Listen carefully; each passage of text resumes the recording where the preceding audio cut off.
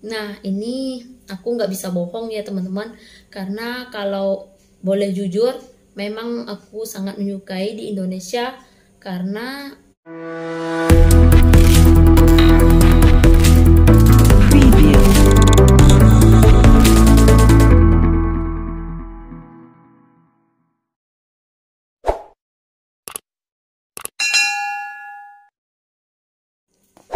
Assalamualaikum warahmatullahi wabarakatuh. Selamat malam semuanya. Hari ini aku baru berkesempatan untuk membuat Q&A ya teman-teman, karena sebelumnya aku selalu sibuk ngurusin Maherzen, dan juga sekarang lagi suami nggak di rumah karena Maherzen juga sudah tidur, baru saja aku tidurin. Inilah kesempatanku untuk membuat video Q&A. Tapi aku nggak didampingi oleh suami ya teman-teman. Ini banyak sangat pertanyaan-pertanyaan yang muncul dari teman-teman semua, cuma aku nggak belum ada masa untuk menjawab semua pertanyaan-pertanyaan yang teman-teman berikan. Dan saya akan menjawab beberapa pertanyaan saja malam ini. Insya Allah nanti aku akan lanjutkan kalau udah ada suami. Dan tidak berlama-lama, kita langsung saja ke pertanyaan pertama. Sudah berapa lama menikah dan bagaimana awal kalian bertemu? Saya sudah menikah lebih kurang 4 tahun dengan suami, dan awal kami bertemu itu bertemu langsung, bukan bertemu melalui media sosial, bertemu langsung di Malaysia. Dan yang kedua, apa pekerjaan belum bertemu? Sebelum kami bertemu itu pekerjaan saya habis kuliah ya teman-teman, kuliah cuma diploma, gak sampai sarjana karena saya orangnya malas belajar. Dan suami saya juga itu staf restoran biasa ya teman-teman. Suami aku dulu bekerja di restoran dekat dengan orang tua aku bekerja. Orang tuaku bekerja di tempat satu yang dah berlesen, dah diizinkan oleh MBPJ untuk berjualan di sana. Jadi orang tuaku berjualan di sana, dan kebetulan di sebelahnya ada restoran India. Jadi dan di sanalah suami aku bekerja gitu. Di sana juga kami jumpa pertama kali. Dan next, pertanyaan berikutnya, berapa lama tinggal di India, terutama di Kerala dan di Malaysia? Aku tinggal di India lebih kurang 2 tahun lebih lah teman-teman. Awal ke India tuh habis menikah langsung ke India, itu menetapnya lebih kurang lah dari 1 tahun, dan aku kembali ke Malaysia karena pada saat itu aku lagi hamil dan pengen melahirkan di Malaysia, hamil Maherzen. Jadi aku pengennya lahirin di Malaysia bersama orang tuaku karena orang tuaku di sana.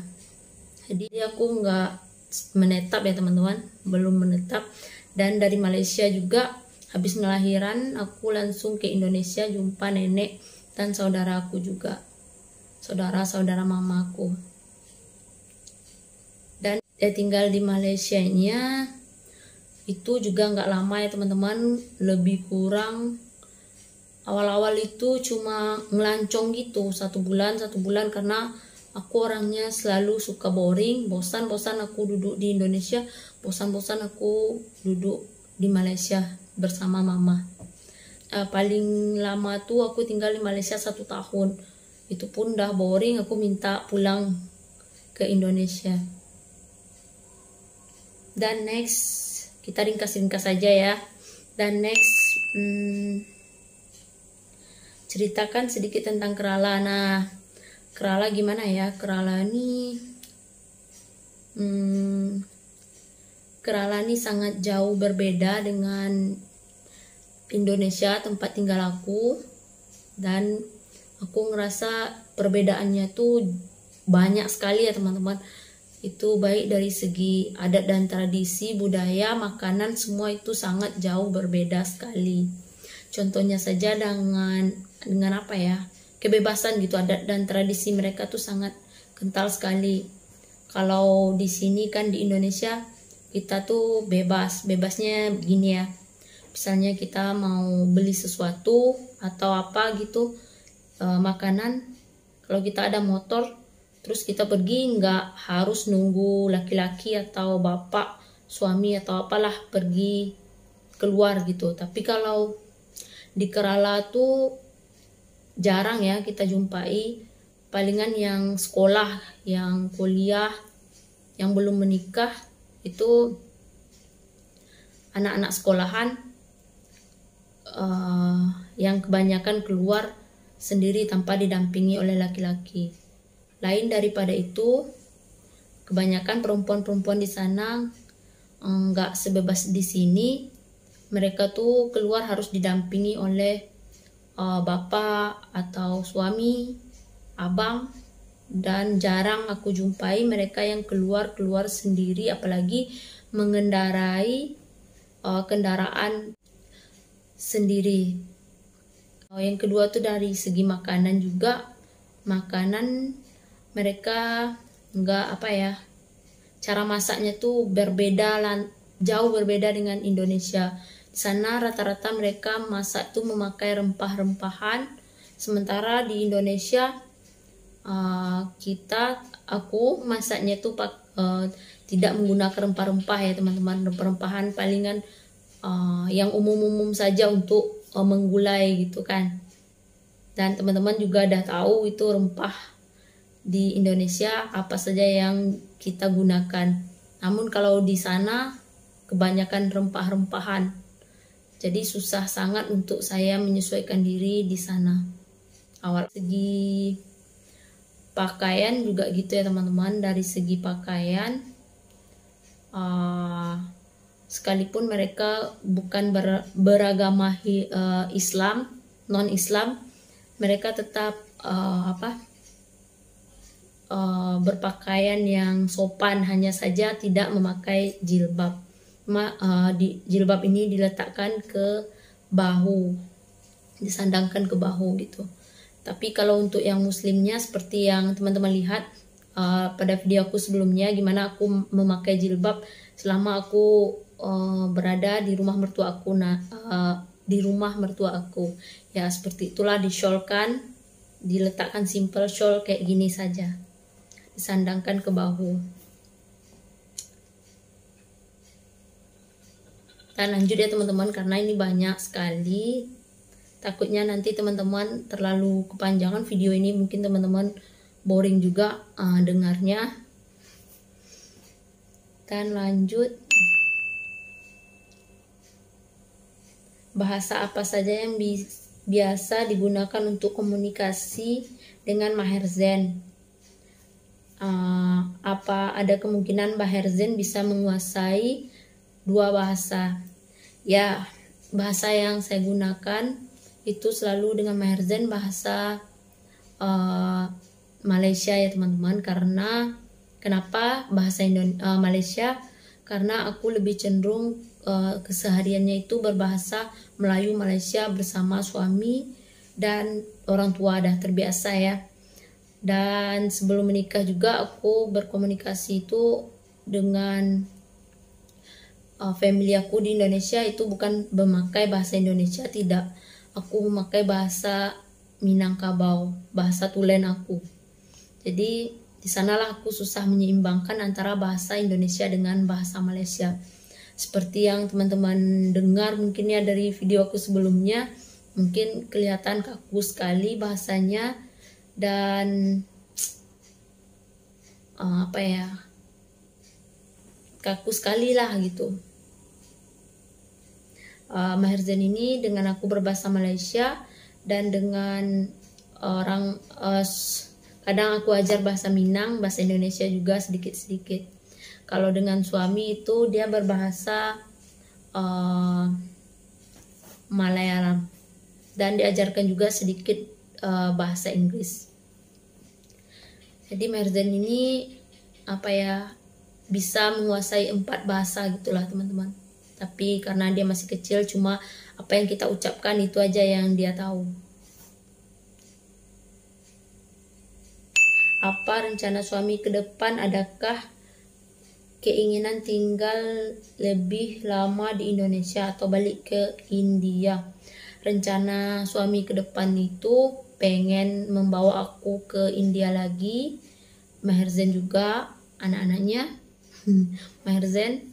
Jadi pengennya kembali ke India karena orang tuanya di sana sendiri, biasa selalu ditemani oleh bapak mertua aku. Sekarang bapak mertua aku nggak ada dan meninggal, jadi ibu mertuaku sendirian di sana. Ada juga anak perempuannya itu 2 orang. Suami aku kan saudaranya 3 orang, jadi suami aku anak yang pertama dan 2 orang adiknya perempuan itu sudah menikah, dua-duanya sudah menikah dan tinggal bersama mertuanya. Palingan dalam sebulan tuh kalilah datang ke rumah orang tuanya.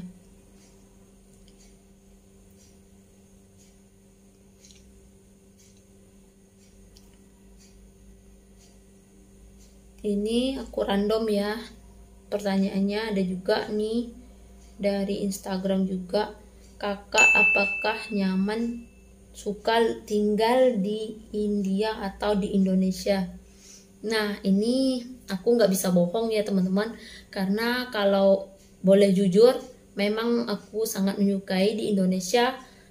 Aku kelahiran di sini dan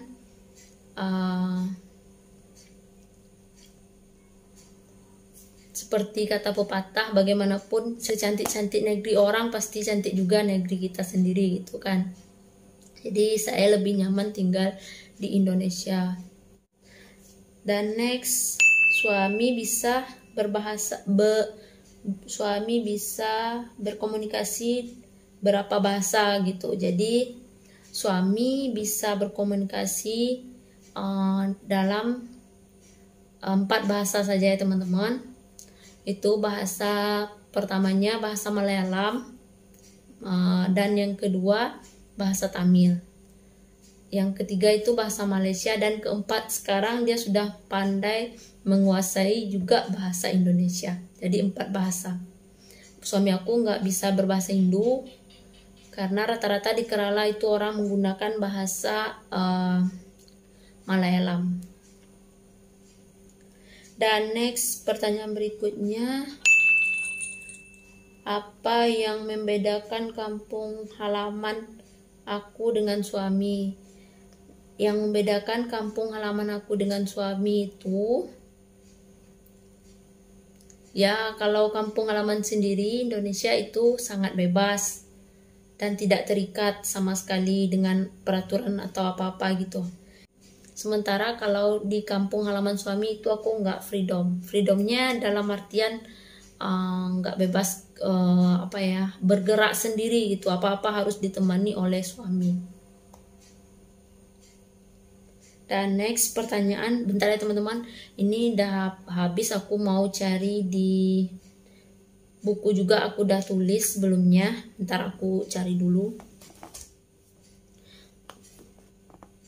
Dan next ya teman-teman, ini pertanyaannya di buku, aku udah tulis sejak aku di India banyak sekali, tapi aku belum ada masa atau kesempatan untuk menjawab semuanya. Jadi aku akan coba jawab ya. Dan next pertanyaan berikutnya, macam mana sistem perjodohan di India? Di sistem perjodohan di India itu sangat kuat ya teman-teman. Mereka yang sudah habis sekolah itu, khususnya aku ceritain yang perempuan, pasti yang sudah berumur lah 20 atau 18 ke atas, itu orang tuanya sudah sibuk mencari jodoh untuk anaknya. Nggak sama seperti di sini bebas pacaran, pilih siapa yang kita inginkan, tidak. Di sana mereka memakai sistem perjodohan dan melihat latar belakang yang sama. Misalkan kalau keluarga sang perempuan itu orang berada, pasti jodohnya juga dicariin orang yang berada juga. Kalau perempuan itu tinggi pasti jodohnya juga laki-laki yang tinggi gitu. Pokoknya apa ya, yang seimbang lah. Dan next, secara ringkas saja, kenapa selalu berbahasa Malaysia? Itu saya udah jawab dari tadi pertanyaannya, kita skip aja. Berikutnya, apakah kakak tinggal bersama mertua betah? Apakah kakak betah tinggal bersama mertua? Ya, jawabannya dibetah-betahin gitu. Sebenarnya aku di India itu bebas ya teman-teman. Bukan terikat, enggak, bebas. Enggak ada yang ngatur, enggak ada yang apa. Aku suka hati mau bangun atau enggak. Cuma mau bangun awal atau enggak. Cuma karena apa ya, efek segan juga lah gitu kan kita dengan mertua. Mertua bangun pagi-pagi, kita masih tidur, jadi kita ngerasa was-was lah gitu. Kalau tinggal dengan mertua, sekalipun mertua itu nggak ada nyuruh-nyuruh, nggak ada memerintahku sama sekali, nggak pernah. Jadi kalau masalah betah nggak betah ya dibetah-betahin. Oh no. Karena apa ya, mertua itu dua-duanya baik. Semua keluarga besar suami aku di India itu semuanya baik. Cuma nggak ada yang sebebas tinggal bersama suami saja tanpa ibu mertua. Dan next, pertanyaan berikutnya, apakah kakak nggak ada niat untuk pisah rumah? Nah, kalau untuk pisah rumah, niat sih ada gitu, karena pengen mandiri ya teman-teman. Jadi aku pernah bilang sama suami, tapi suami nggak ngizinin karena adat dan tradisinya sudah seperti itu. Jadi suami aku bersaudara 3 orang, dah aku jelasin tadi. Suami aku laki-laki anak pertama, dan yang kedua itu perempuan, dan yang ketiga itu perempuan, dah menikah tinggal bersama mertuanya juga, karena itu sudah merupakan adat dan tradisi mereka di sana. Jadi aku mau nggak mau ya harus, ya nggak bisa pisah rumah. Kalau keinginan ada. Apakah kakak sudah bisa bahasa India? Bahasa India itu banyak sekali ya teman-teman. Ada bahasa Hindi, Malayalam, Urdu, Tamil, dan lain sebagainya. Itu aku nggak paham. Cuma kalau di Kerala, tempat tinggal suami aku, itu bahasa yang digunakan adalah bahasa Malayalam. Jadi aku sedikit bolehlah berbahasa Malayalam. Tapi susah mau ngucapin itu karena aku selalu salah-salah gitu. Sedikit salah baca itu artinya sangat berbeda sekali ya teman-teman. Dan next,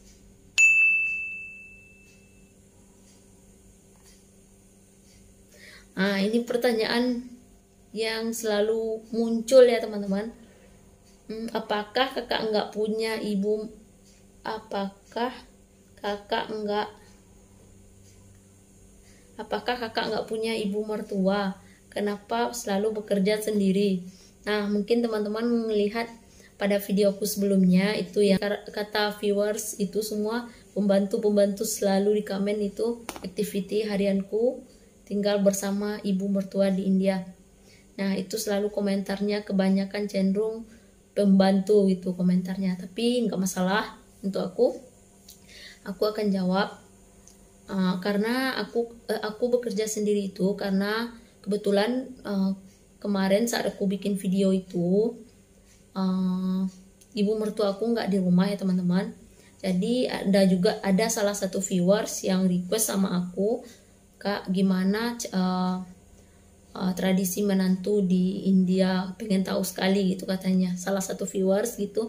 Jadi aku terus bikinin videonya, dan aku bikin rutinitasnya juga. Di rutinitasnya seperti pada video itu, kebetulan ibu mertua nggak di rumah, jadi itulah kesempatanku untuk membuat videonya. Ibu mertua nggak di rumah, Jadi yang ada tuh hanya aku, suami, dan bapak mertua saja. Di kita 3 orang, 4 orang dengan Maher Zain, ibu mertua lagi ke rumah sisternya suami aku. Nah itu pun gak lama ya teman-teman, beberapa hari saja, paling 3 hari 4 hari gitu. Jadi akulah otomatis yang kerja sendirian. Itu juga dibantuin oleh suami, dan kebanyakan di sana aku juga ngelihat para menantu bekerja seperti itu. Jadi semua ibu mertua tuh nggak gimana ya, bermacam ragam ya teman-teman. Ada yang ngebantuin menantunya kerja, ada yang nggak mau tahu gitu. Jadi kalau jujur, kalau ibu mertua aku itu sangat rajin, dia nggak akan biarin aku bekerja sendirian. Kalau aku yang masak, pasti beliau yang ngepel rumah. Kalau beliau yang ngepel dan aku sebaliknya, aku yang masak gitu. Jadi kita saling bekerja sama. Cuma kebanyakan yang aku lihat di sana, para menantu kebanyakan apa ya, kerja dibanding istirahatnya gitu. Macam ragam aku lihat di sana. Ada yang senang, ada yang pakai pembantu juga. Tapi rata-rata ya seperti itu adanya. Itu juga aku bekerja sendiri karena ibu mertua nggak ada di rumah saat itu. Pertanyaan berikutnya, asal kakak dari mana? Asal aku dari Sumatera Barat, orang Minangkabau. Jadi aku berasal dari Bukit Tinggi dan berdomisili di kota Pekanbaru saat ini. Ini next, kita skip karena pertanyaannya sama ya teman-teman. Dan pertanyaan berikutnya, di India tinggalnya di mana? Nah, di India aku tinggalnya di Kerala ya teman-teman, di Malappuram, kota kecilnya itu di Kutipuram. Dan lanjut, suami kerja apa sekarang di Kerala? Nah, itu pertanyaan yang lama ya teman-teman. Dulu bekerja di Kerala, wiring, sebelumnya bekerja di Malaysia, itu staf restoran, dan kembali ke India, terkunci oleh lockdown, karena pandemi COVID. Jadi sementara waktu dia kerja di Kerala tuh wiring. Dan sekarang suami di Indonesia bersama aku, kerjanya juga jualan roti canai.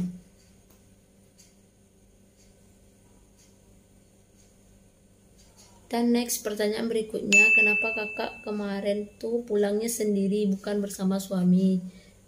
Jadi aku pulang kemarin tuh bersama Maher Zain ya teman-teman, tanpa suami, karena kebetulan visanya aku udah expired juga. Jadi aku harus segera balik gitu. Kalau aku tungguin suami itu nanggung mau nyambung visanya. Jadi aku duluan dan suami 1 bulan setelah itu nyusul. Dan next, pertanyaan berikutnya, ya Allah banyak sekali ya teman-teman pertanyaannya. Apakah wajib di India perempuan pakai emas? Nah, itu perempuan pakai emas gimana ya? Kayaknya kelihatan wajib gitu. Tapi aku lihat, karena aku lihat rata-rata di antara mereka itu baik yang kaya, miskin, yang menengah ke bawah, itu rata-rata mereka memakai emas. Sekalipun mereka kurang berada. Jadi itu sudah merupakan adat dan tradisi mereka memakai emas-emas. Apalagi kalau saat menikah, itu perempuan yang sudah menikah pasti wajib ada emas di badannya. Dan next, selanjutnya, apakah kakak sudah menjadi warga India? Jawabannya belum. Aku masih warga negara Indonesia. Dan next, pertanyaan berikutnya, penduduk India sumber mata pencariannya apa? Sumber mata pencarian penduduk di India rata-rata itu merantau ke luar negeri ya teman-teman. Dan ada juga sebagian dari mereka yang bertani, berkebun, layaknya seperti orang di Indonesia juga. Tapi kebanyakan mereka rata-ratanya bekerja di negara-negara di luar negara. Contohnya di Dubai, Abu Dhabi, di Saudi, bahkan di Amerika Serikat dan London. dan negara-negara maju lainnya. Kapan kakak ke Malaysia lagi? Nah, ini aku berencana kemarin tuh pengen ke Malaysia terus dari India, tapi nggak bisa ya teman-teman, karena kondisi pandemi COVID. Aku juga sudah sangat merindukan orang tuaku dan prosedurnya sangat susah untuk ke Malaysia saat ini. Dan orang tuaku juga pengen mudik, sekarang juga sangat susah karena kondisi juga tidak memungkinkan. Dan next, gimana awal ketemu itu udah aku bahas tadi ya, dan skip aja.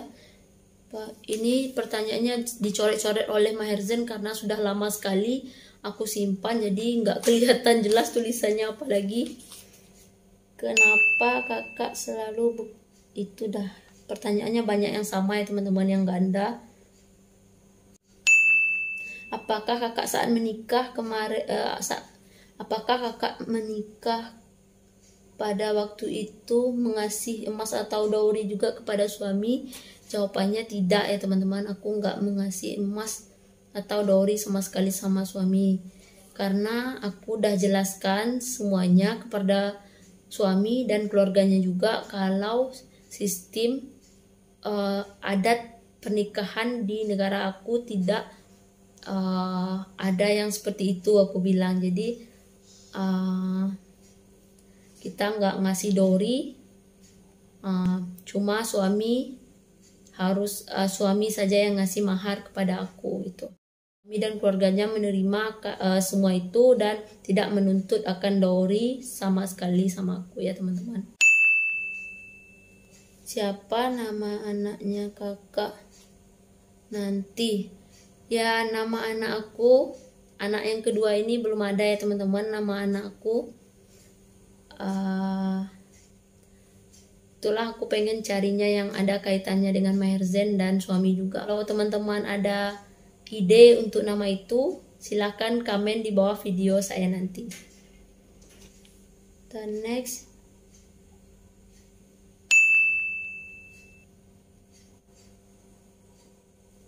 kenapa adik ipar perempuan kakak nggak bantuin kerja? Ya, itu jawabannya berkaitan dengan pertanyaan yang tadi sebelumnya. Karena adik ipar aku perempuan tuh semua dah nikah, jadi mereka nggak di rumah selalu, dan mereka juga tinggal bersama mertuanya juga. Palingan datang dalam sebulan sekali, itu pun bukan untuk bekerja, istirahat gitu. Kalau masalah bantuin juga ada juga ya teman-teman, ada juga dia ngebantuin dikit-dikit, tapi enggak lah terlalu banyak.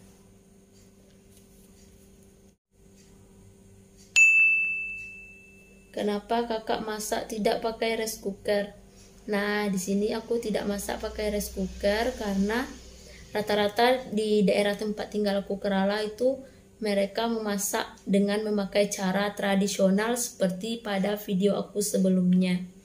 Jadi cara apa ya? Cara masih memakai cara tungku itu, pakai tungku.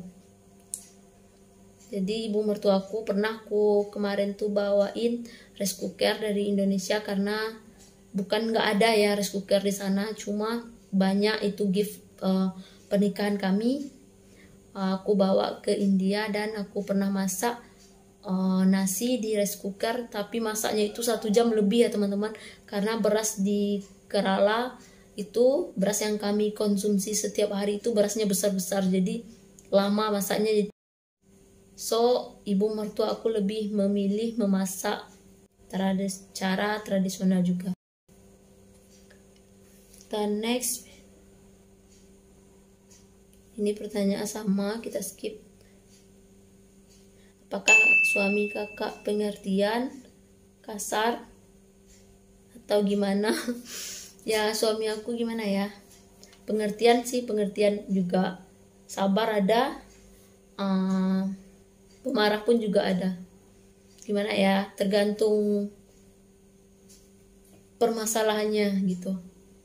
Kalau ada masalah itu suami aku orangnya sabar. Selalu masalah kasar itu pada tempatnya. Kalau aku ngelakuin kesalahan atau apa gitu, pasti suami tentulah marah gitu kan. Itu hal-hal yang wajar saja menurut aku.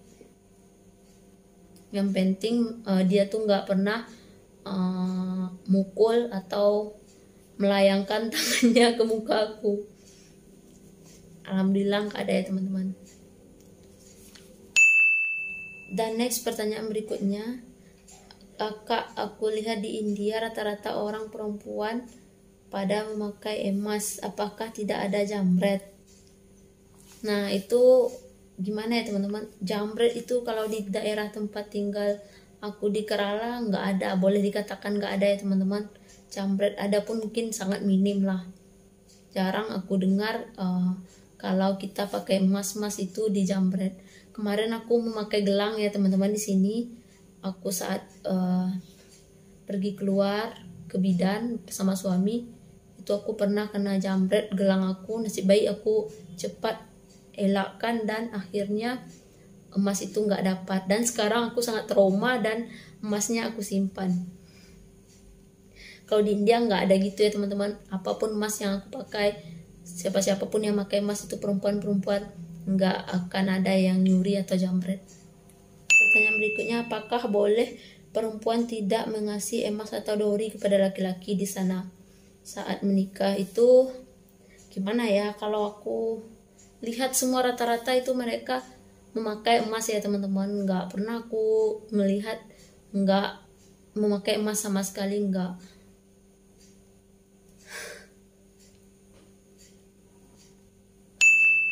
Dan next, pertanyaan berikutnya, gimana cara kakak bersosialisasi atau berbicara kepada keluarga suami di India?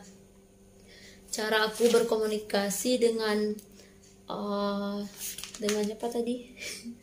Dengan keluarga suami itu, kalau ibu mertua aku memakai bahasa Malayalam karena ibu mertua nggak tahu bahasa Inggris ya teman-teman, sedikit, sangat minim sekali.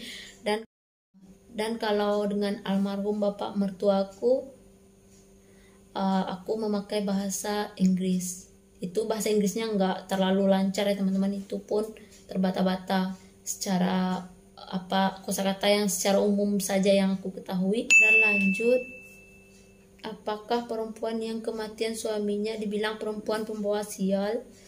Itu kalau di daerah tempat tinggal aku nggak ada ya teman-teman yang dibilang pembawa sial atau pembawa apa gitu, nggak ada aku dengar. Mungkin di daerah India lainnya mungkin ya.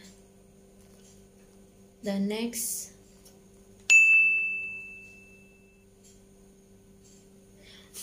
ini kejadiannya baru ya teman-teman. Ini pertanyaannya, apakah perempuan yang suaminya meninggal tidak boleh keluar dari rumah? Ya, itu benar ya teman-teman. Kalau di daerah tempat tinggal aku, suami yang sudah meninggal itu, contohnya saja bapak mertuaku yang meninggal kemarin, baru 1 bulan ini, dalam bulan ini, itu ibu mertuaku nggak boleh keluar selama 40 hari lamanya. Itu makan pun, apapun nggak boleh melihat laki-laki dewasa lah, kalau anak-anak boleh. Dan nggak boleh menerima tamu laki-laki juga. Jadi beliau khusus di kamar untuk beribadah mendoakan almarhum suaminya. Dan berpakaian itu juga harus memakai yang putih-putih, nggak boleh memakai pakaian yang berwarna. Dan next, apakah kakak berpacaran sebelum menikah? Itu jawabannya ya, aku berpacaran dengan suami lebih kurang dalam 3 tahun lebih ya teman-teman, dekat 4 tahun juga. Jadi aku berpacaran lama, dan itulah yang membuat aku selalu semangat untuk datang ke Malaysia setelah berpacaran dengan suami. Sebelum mengenal suami itu aku nggak suka ya teman-teman tinggal di Malaysia, selalu cenderungnya ke Indonesia bersama nenek aku. Ini pertanyaan sangat banyak ya teman-teman, tapi aku nggak bisa jawabnya semua hari ini karena ini pun udah terlalu panjang. Insya Allah nanti aku akan next lanjutkan dengan suami aku. Dan mohon maaf, mungkin ada di beberapa pertanyaan teman-teman juga yang masih belum terjawab oleh aku minta maaf, dan insya Allah akan aku lanjutkan di video berikutnya ya, insya Allah. Dan untuk video hari ini sekian dulu. Assalamualaikum warahmatullahi wabarakatuh.